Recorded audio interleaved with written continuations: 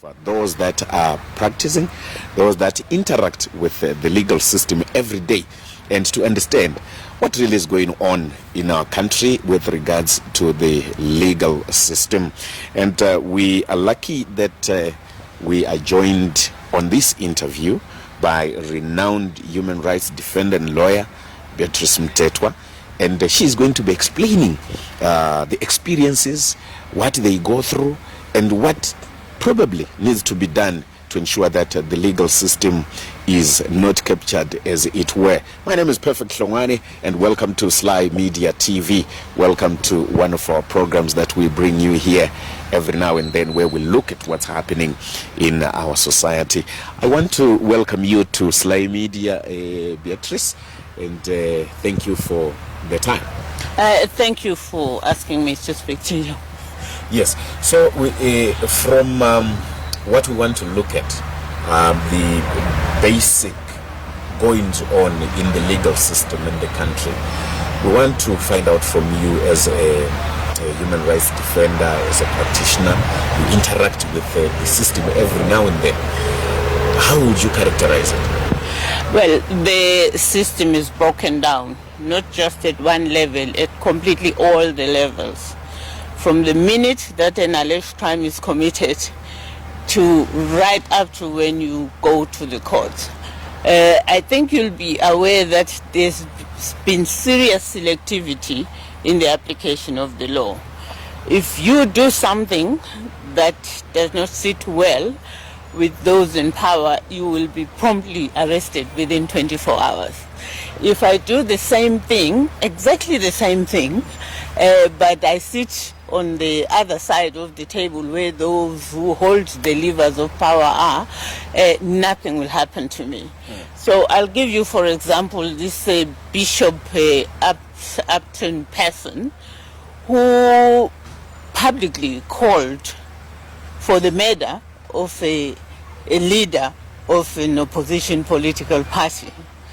He did this through a video that we all saw, and he did not mince his words. He specifically stated that when I say pasina ningi, I mean kill him.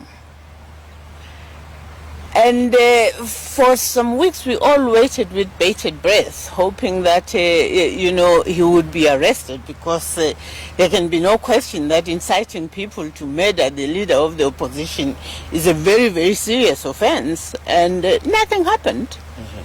Then we wrote, because it was a clearly, frightening call to do that. We then wrote to various stakeholders who are involved with law enforcement, starting with the police, and then having the NPA copied, ZAC also copied, because this is a political matter where one of a potential election candidate is threatened with murder and nothing happens. Clearly that will affect the political landscape. And we also wrote to the Zimbabwe Human Rights Commission to say, you all have powers to order that this be investigated, and so that we see that the law is even-handed, let there be an arrest, and we see how that is done. Here we are, many, many weeks later. There is absolutely nothing other than acknowledgements that they had received the complaint. And you will be aware from your colleagues in the print media that they've called the person, and he has boasted that actually nothing is going to happen to him because he is, well connected within the ruling party. He actually had the audacity to even send me an email saying, you're wasting your time because nothing is going to happen to me. I believed that that email was fake, because I did not believe that anyone would actually do that. But when the journalist confirmed that actually he had also called them and responded that nothing was going to happen to him, and we know that nothing has happened to him. So there can be no question that the police are captured, because why else would they not be executing their duties? And why have these other institutions not called upon publicly on the police to arrest this person and to let the law take its course? So what other conclusion can there be other than that institutions are captured, and that if there's that basic failure at that level, and you see other persons who are alleged to have incited similar things, nothing has happened, they're in jail, and the courts are turning a blind eye. The presumption of innocence is completely ignored. So you can see that there's a law for one side and a law for the other, and that the two are not likely to meet anywhere near the middle because of who is in power. And clearly from what you are saying, it sounds to me like the whole problem is located within the political activity and political system in the country. That politics is interfering in every aspect, including the legal system. How then do we as a country extricate these institutions that you say are captured, as it were? Well, yeah, obviously there has to be a change in the political leadership which allows this, because this won't be happening if the political leadership respected the separation of powers, respected the fact that if someone is alleged to have committed an offense, the police should not be partisan in their investigations, and that all alleged crimes should be investigated in exactly the same manner and with exactly the same enthusiasm as they do with everyone else. The change of that politics obviously will have to be a legal change through the processes that are allowed by the Constitution to have political leadership changed. My greatest fear is that if the mindset of the politicians does not change, we will have exactly the same thing going forward, even if the political leadership changes. Because, once you have captured institutions, those institutions think that they must just go with the flow of the political order of the day. So even if we had a new party coming into political power, for me there's no guarantee that there would be change, even if the political leadership wants that change, because the institutions, people are in positions because they think they are pleasing the political leadership that put them there.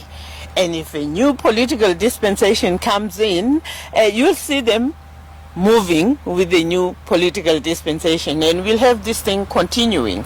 We saw in 2017 that institutions that claimed to be aligned to one dispensation quickly shifted gear, and they are now as embedded in the current political leadership as they were with the previous one. And that is what we need to break. People must understand that they are in positions not to please political power. They are in positions to do what the Constitution says they must do, and to ensure that they are protecting the rights that are given to the people of Zimbabwe by the laws of the land. It's a problem, for sure. And how do we break that? Because what we are seeing is, when there is new leadership, there is new administration, people will just move along to protect their interests. Yeah, there has to be political will to have that change and the mindset change for people who are in those positions. And to do that, it is my hope that if we ever have change, there would at least be serious attempts to have commissions of inquiry to look into how things were being done, what wrong things were done, and how we can protect ourselves going forward. For instance, I feel very, very strongly that in terms of the judiciary, there has to be a commission of inquiry into the operations of the judiciary during this period, and that whatever comes out of that commission of inquiry, it is implemented to ensure that there is no capture of the judiciary going forward, because everything really rests on a functional judicial system. When your rights are threatened, the first place you run to will be the judiciary. But if it is like, jumping out of the pot, into the fire, it's completely pointless, even if we have political change, because you need to be sure that your rights will be protected, particularly where they are violated by the powerful. The whole essence of our constitutional institutions is to ensure that the vulnerable ordinary person in the street is protected from the might of the powerful, of the politicians. And these institutions were meant to protect us, but they are failing because they think their allegiance should be to the powerful rather than to the law. Mm-hmm. And earlier you spoke about the need to change political leadership, which will then fix a whole lot of things.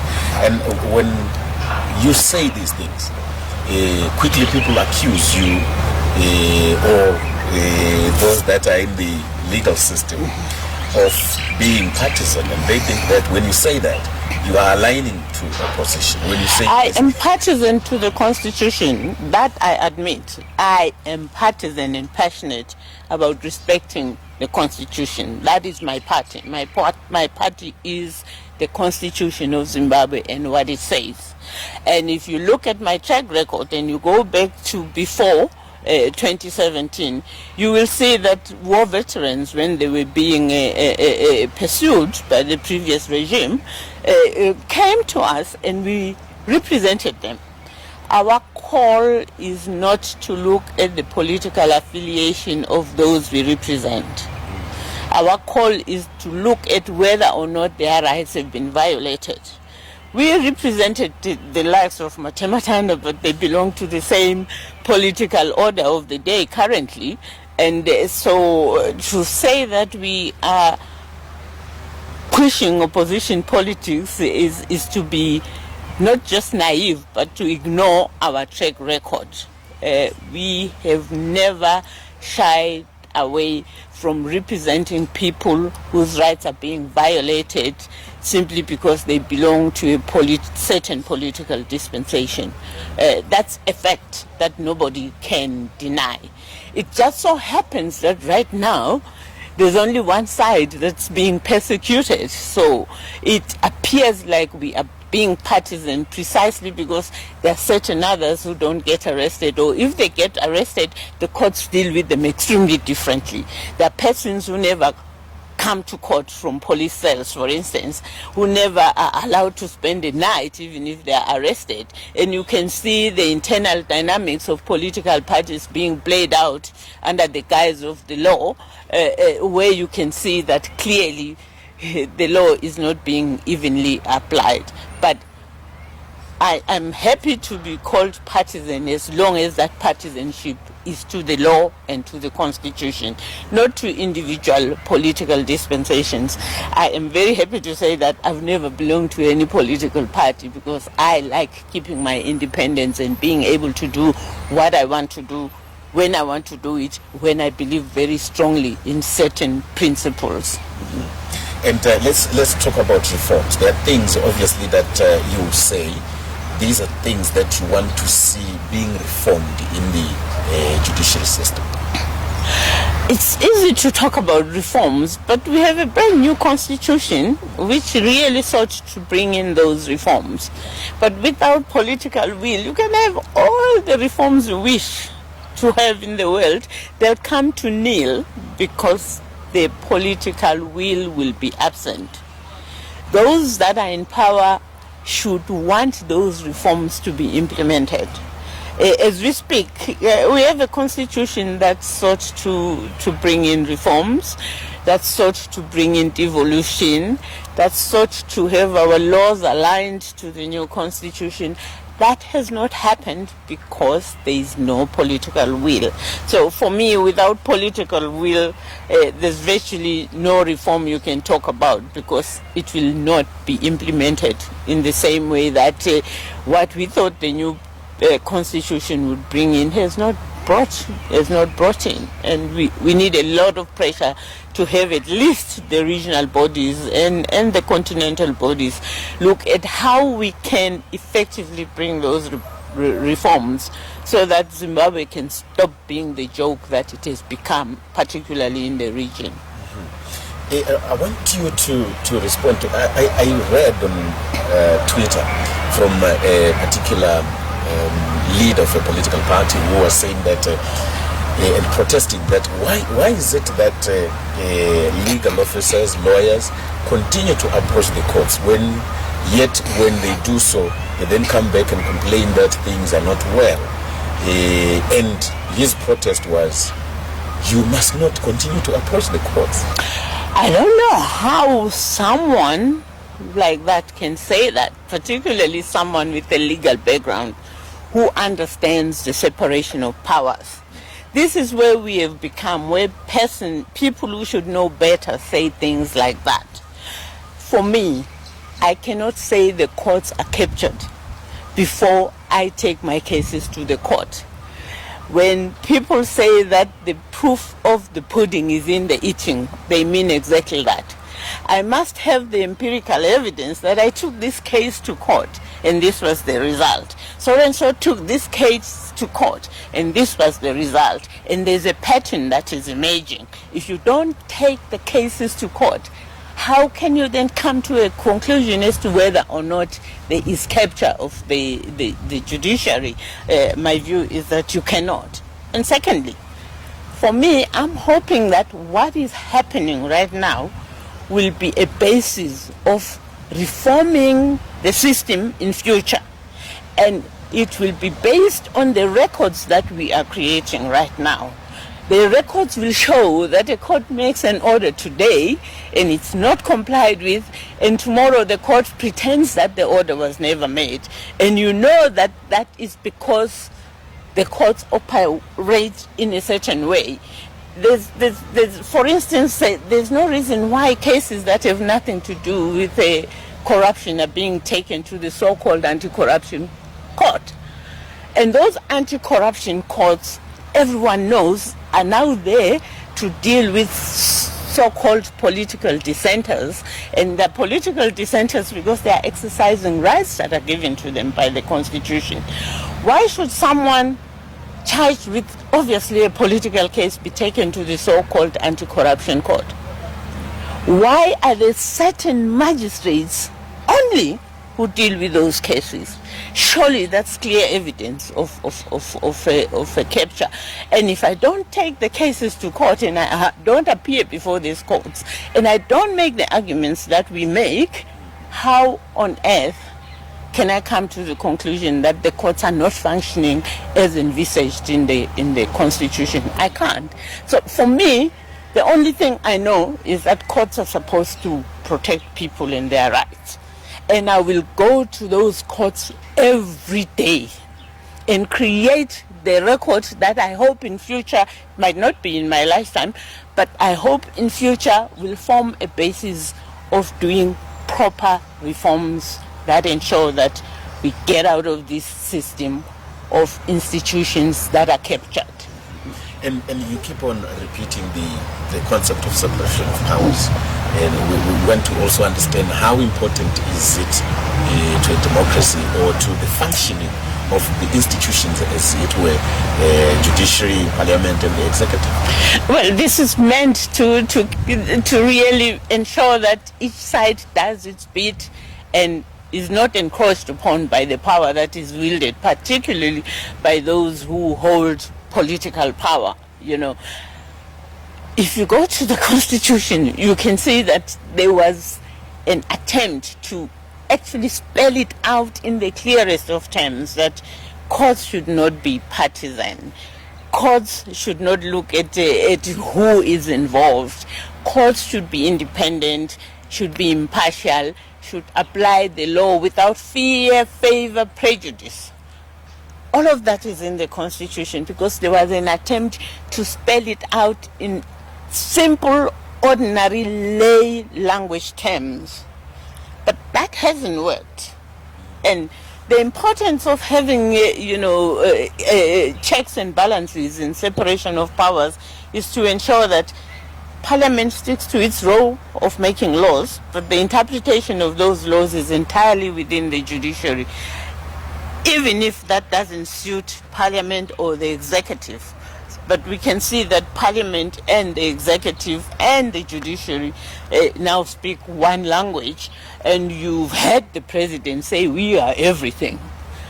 And when the president says we are everything, and you see the other branches of government not saying, actually, no, you are not everything, Mr. President. You are subject to the law and the Constitution. You are not above the law, and it is the judiciary that will tell you that you are not above the law. And as a judiciary, we will not allow you to say you are above the law. We are not having that, sadly. Let's find out from you, when you look at what's happening in the country with regards to human rights, what kind of picture will you paint for us? How are we faring as a country with regards to the upholding of human rights? Well, I was just reading actually this morning that a deputy minister has openly said that they have set up district committees to monitor NGOs, to look at what they're doing in their areas, and that any NGO that doesn't come through these district committees will not be allowed to do their work in the area. And we know who makes up those district committees. They are not people who are schooled in human rights. They are people who are politically chosen.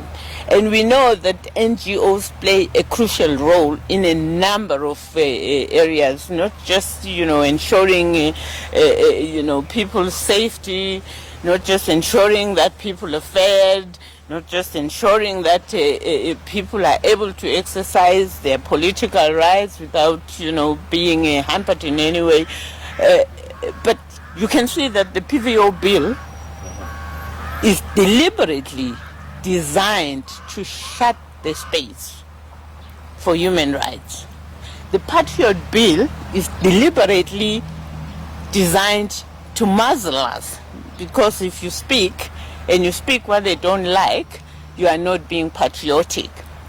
And yet I don't see anything that's not patriotic about speaking about rights that the Constitution says you and I have, But the desire is to muzzle the people into not enjoying their rights. So every piece of legislation that's going through Parliament now is designed to minimize the space within which people can do certain things.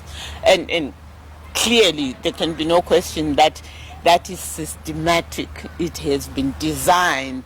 There's someone who sits somewhere to say which rights do we go for, which particular group of people do we go for, and there can be no question that it's being deliberately done, particularly ahead of 2023.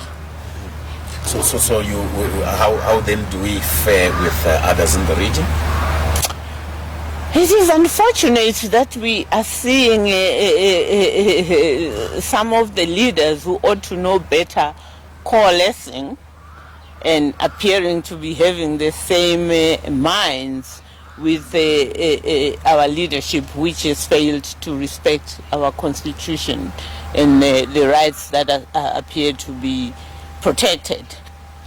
We are seeing a bit of grandstanding starting to happen in South Africa ahead of their 2024 elections, and ahead of fearing that, what resonates with the people who don't want Zimbabweans and other foreigners in their countries now appears to be understood by the ruling party in South Africa as being an issue. So we are seeing more and more countries following the Zimbabwean route.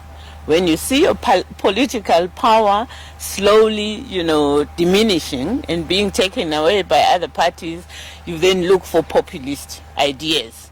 What can we do to retain political power? So the region is actually becoming now, copycat democracies, where they are all now reading from the Zimbabwean rule book. When political power appears to be sliding away, you bring in populist ideas, and those populist ideas is what they hope to use to retain political power. So in terms of the region, we are seeing that we are leaders in violations, and we are being followed very closely by our neighbors who are actually thinking, oh, this is okay. We'll still see if Zambia will do the same thing when HH's government also gets text. But for now, I mean, honestly, Zambia stands the test of time in terms of whether or not what's happening there will continue. But generally in the region, we see that Swaziland has been written off. We see that the political parties are following each other, and they're not calling each other to order. We are seeing a bit of South Africa like saying, look after your people, but it's more politicking than genuine, attempts at ensuring that the region operates in terms of the basic principles they've agreed to as SADC. They have basic principles on elections that they've never sought to enforce. And they've not sought to enforce them because they're there for the record. Some donor, funded them to come up with those guidelines, etc. But there was never really an intention to be bound by them, because they've never called each other to order for not abiding by those principles. You speak about two bills that are very important, the PVO, and you also speak about the patriotic bill. Well, I want to find out from you, as we are heading into 2023, and you say that these are designed to control, muzzle, and take away rights from people. As we are heading into 2023, the general elections, are we likely going to see more of such bills and acts being passed in Parliament? Well, I mean, the writing is on the wall. All bills that are being passed now are meant to consolidate political power and to take away rights. And it's all political grandstanding. You are not seeing any laws that are being passed to improve the economy of the land, for instance, to prove access to finance by business in order to kickstart the economy. You're not seeing anything that is designed to make the lot of the ordinary Zimbabwean better, both from an economic and a political perspective. And it's all deliberate. What have you seen since in the past 4 years that's designed to really improve things for you and me? Very, very little. Where attempts have been made to do that, the implementation is absolutely zero. So yes, we'll see more and more of the interpretation of existing laws as minimizing space for citizens to operate both economically and politically. You've seen more and more businesses being called saboteurs, when we know that actually to be in business in this country and to continue spending needs such innovation that most of the business leaders in the region, if you brought them into Zimbabwe and say, be the CEO of Delta or any other big company, they would fail because they don't have the innovation that Zimbabwean business executives have been subjected to. You have to think outside the box to remain standing in business in Zimbabwe. And instead of government looking at how, to make it easy for business to continue operating, they have all these different, exchange rates that are more confusing than anything, with threats to arrest business people, where they come up with innovative ideas, and yet they expect the economy to grow under such difficult circumstances. I mean, I don't see anything that is being done to improve the lot of Zimbabweans. I see everything that's being done to make life more difficult for Zimbabweans. In Zimbabwean institutions, schools just opened, this last week. Schools are being told that they cannot charge in foreign currency. You go to the passport office now and try and get a passport, you must pay in US dollars, right? Many other government entities do exactly that. You are expected to pay in foreign currency.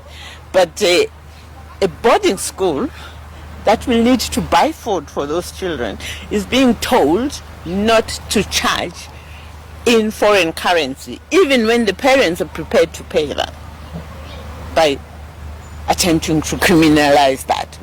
That happened, ahead of 2008, and we saw headmasters being arrested and locked up. And what did it do to our education system? Erode it further. Why can you not just have one policy that affects everybody across the board?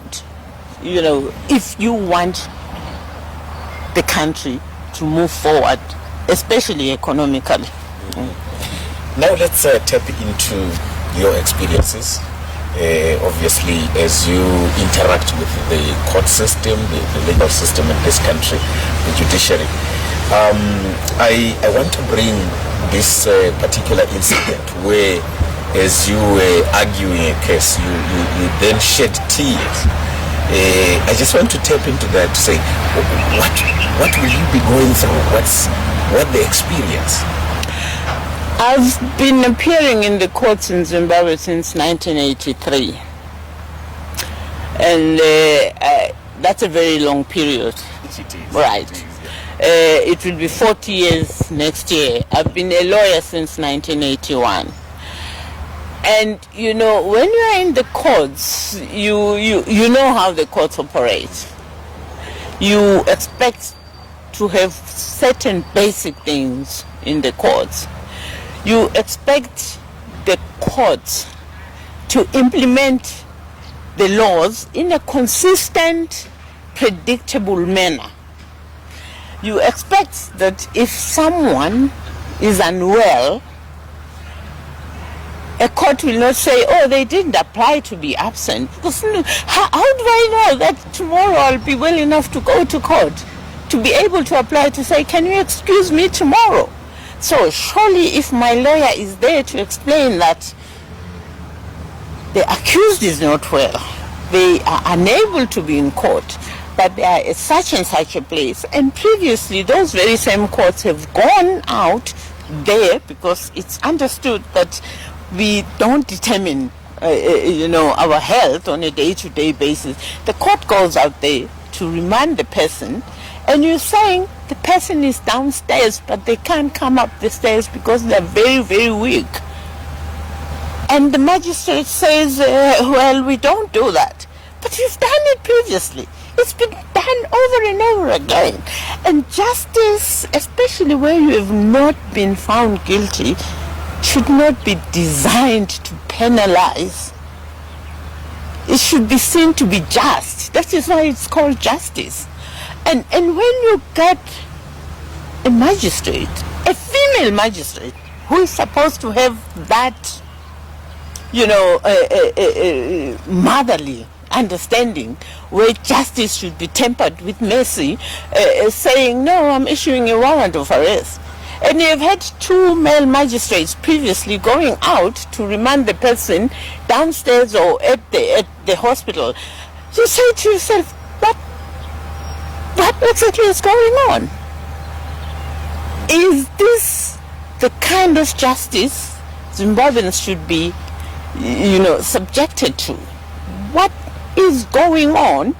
And having seen the condition of the person involved, you just can't help yourself but is there something wrong with me? Because what I'm seeing and what that other person who took an oath to dispense justice is doing anything but dispense justice, you just can't help yourself. It's like, why on earth am I here? Why am I even giving respect to this system which does not deserve this kind of respect? It's the kind of feeling you feel once in a while and you can't believe it. It's happened before, you know. I was the lead counsel in the prosecution of the Glenview 29, some of whom spent more than 10 years in jail. It was one of the most painful cases I've ever handled, where someone who's innocent from day one, and anyone with eyes can see that innocence, has to spend 10 years in jail because the system is broken, when there wasn't an iota of evidence to do that. So yes, I've had cases where I've broken down because I cannot believe that a system which we call justice can do that to citizens. And I don't know if you are at liberty to, as we are wrapping up, to discuss the Job Sikhala, Honorable Stole, and the 16 case. People may want to understand what really is going on with this case. Well, as Professor Madugo has said, it's politics. Why go to the courts instead of going to the president to ask for basically what the courts should be doing? I mean, he's in Pollard. He knows better what they discuss there. When he says that, and when you see Douglas Monzora coming to court for the same case, clearly it's a political thing. And I'm not saying it from surmise and conjecture. They have said it because they are there in Pollard and they sit with the president. They wouldn't say that if they know that it doesn't work. So it's politics at work. It has very little to do with law. So you think that's the route to go? I can never think that that is the route to go. Yeah. Absolutely. That is such a dangerous route, particularly coming from a teacher of constitutional law. How is he going to teach that constitutional law to his students if he's actually saying separation of powers is dispensable? And when it suits you, you should disregard the independence of the judiciary and go the political route and basically repeat the mantra that political power is everything because they are everything. That, for me, was the saddest day in the history of the judiciary, when someone who knows the importance of separation of powers is saying, to hell with separation of powers. Go and talk to the president. Come and join us with in Pollard. You'll not only get new cars, you will also have access to political power that will disregard the powers that the judiciary has. That is sad. So from where people stand, yes, what they see with the Job Sikhala, some will say that this sounds like political persecution, and you're likely going to see them coming out any soon. Well, I mean, I don't know who will intervene or whether the political power they belong to will take Maduku's advice and do what the political players are saying should be done. I don't know. I'm just hoping that the courts will stick to their constitutional mandate. The Constitution says bail is a right, but the way the courts have interpreted that right is anything but a right. Constitutional right to bail is only being enjoyed by persons who belong to the ruling party. Anyone else will not get it because it is not being interpreted by the courts as a right. And yet the law says it's a right. Okay, the last question will be 40 years in the practice. What would you say from the cases that you've dealt with? This was the most difficult issue to deal with.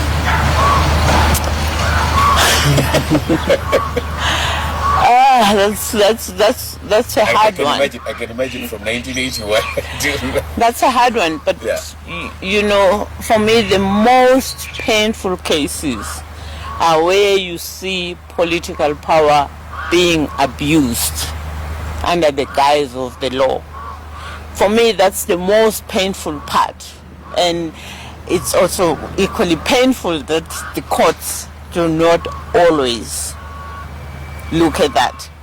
And you say to yourself, what happened to these juries who are supposed to really see when wool is being pulled over your eyes? And we had our current Chief Justice say that in the Jealous Mawarire case back then in 2013, when he said, you know, wool is being pulled over the inner eye of my mind, and that's no longer happening. They are offering their faces and their eyes to have wool pulled all around their heads. And for me, that's the most painful part. When it is clear that the law is being weaponized for political reasons and the judiciary is allowing that to happen. That is sad.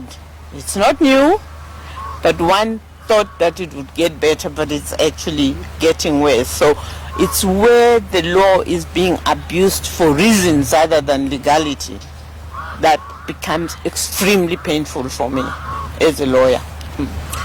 Thank you so much for your time, and thank you for the insights. We're happy to have interacted with you. That was Beatrice Mtetwa, a renowned legal practitioner, human rights defender, lawyer, and she was giving us insights on what she thinks with regards to issues that are happening in the country from the political side, how it is interfering with the legal and judicial system in the country.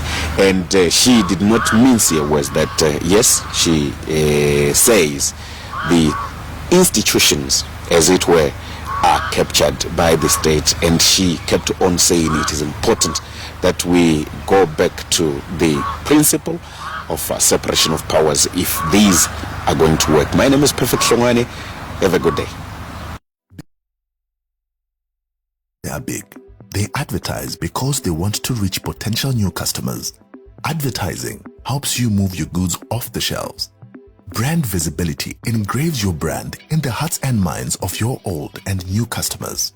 SlyMedia TV has a package for everyone, big or small.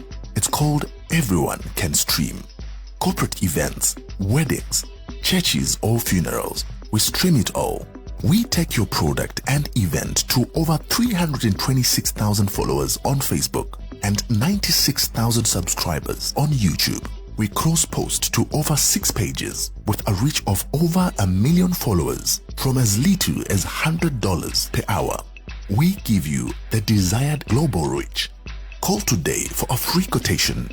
263-772-863-484 or 263-775-964-849 or 263-773-761-800 or email on slymediastreaming@gmail.com. Sly Media TV. Build